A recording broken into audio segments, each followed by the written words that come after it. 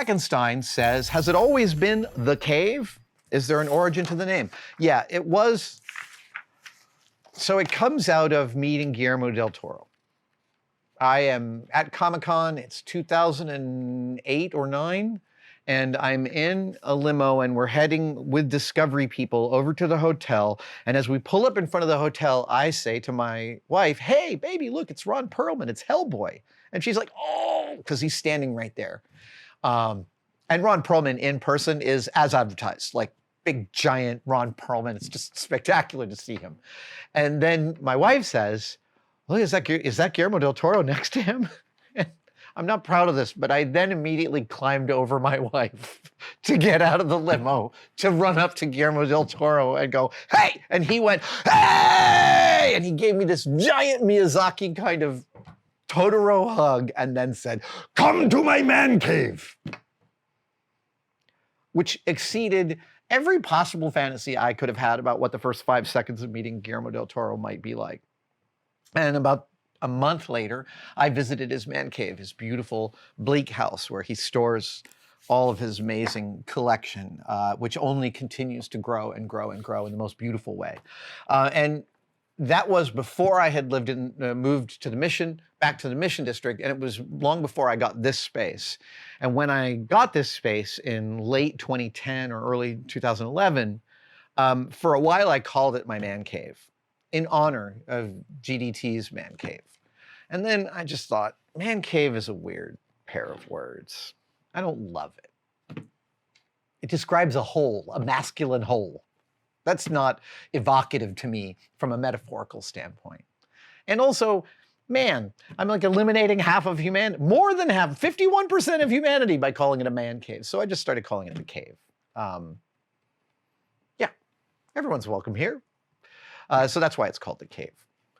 All right, let's see here. Did I circle some other ones here? Wow, we've already gone for 47 minutes? That is crazy.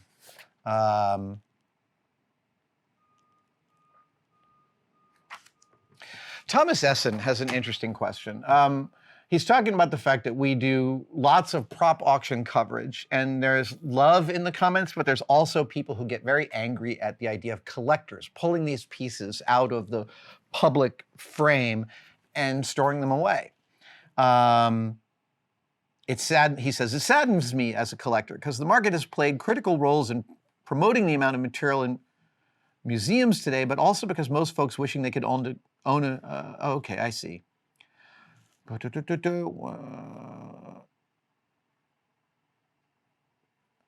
Right, that's the lovely thing. This is a question I think from last week even, because it's such a good question. Thomas is bringing up that we cover lots of the super highest end items, which is of course the stuff we notice when we're flipping through the catalog. But he also points out that a lot of things that get auctioned off at these auctions get auctioned off for well under $1,000. Much more affordable prices than the 20, 50, 75,000 for a big marquee piece. And he's right. And so what he suggests is that maybe we cover some of the smaller, less expensive pieces. Now, I will tell you that by covering a less expensive piece, I'm going to make it more expensive because I'm widening the field of people that might be interested in it. So that feedback loop is real. But the other and people's complaints about collectors removing props from the world is, they're right. There is a subsection of collectors who really actually love the idea that they have the only one and that you can't see it unless they show it to you. I don't understand that framework, but I understand that it exists. I don't think that those people are wrong. I mean, that's the feeling they have about how they want to collect and how they want to spend their money. That's their prerogative. I feel one of my favorite things I get to do on this channel is go and cover those props. But the secret thing that's also happening when Tested is covering those props is that we're putting up photo galleries and detailed videos of super close-ups of these pieces that you might not have access to again, except for the pictures in the auction catalog, which means that our videos can be really critical references for people in the future researching the prop that we're covering. And I could not believe it when Sony was like, absolutely, you can take all the pictures of the Phoebe pack you want and we'll put that photo show up online. What spectacular. I mean, just amazing. And it's just because I asked. It wasn't like the studios were like, we don't show pictures of their props. They don't care. In fact, most studios understand that fans making props of their franchises is good business. Lucasfilm understood that, I think, long before anybody else did. But you're asking, do I have any thoughts about how we reach the demographic of people who love props but scorn collectors? I think the idea of covering the less expensive props is a great idea. I love that idea on its face. And I think we're going to try it. Totally. I think that is absolutely a great addition to the kind of coverage we do at the prop auctions with Prop Store. And I'll tell you what I learned from that. We'll see what the objects we cover go for. I'm really curious about that. Oh, yes, somebody wants to know about the workshop filming slate. Kenny D. Kenny D says, what are your plans for the ever-growing stack of labels on the workshop filming slate? Will you remove them before they topple? Will you display it, archive it, build a support structure, and keep on stacking? None of the above. So what he's referring to is the slate that I made over COVID to let the editors, I was shooting 3, 4, 5, 6, 7, 8, 10 builds a week on my phone, and someone was picking up the phone once a week. So I built this to put a date and a title on it. I really strive for it to be the first frame of each each build that I'm doing, so that when the editor is looking at the thumbnails of first frames, they see this. And yes, I have not removed any of the tape since, I think, mid-2020. There's a few pieces on the backside here.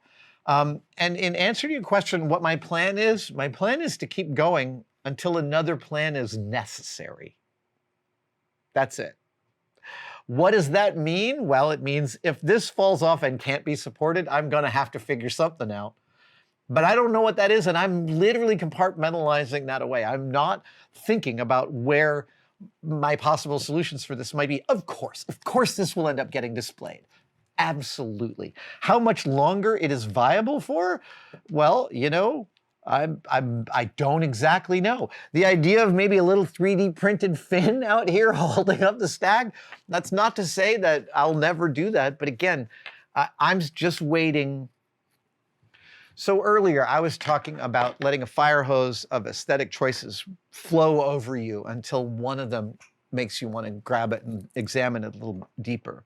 That's the same thing that I'm doing here. I love the story. I love the palimpsest that it is. I love the narrative inherent in this beautiful object. And it makes me smile every day that I see it. I love compendiums of information.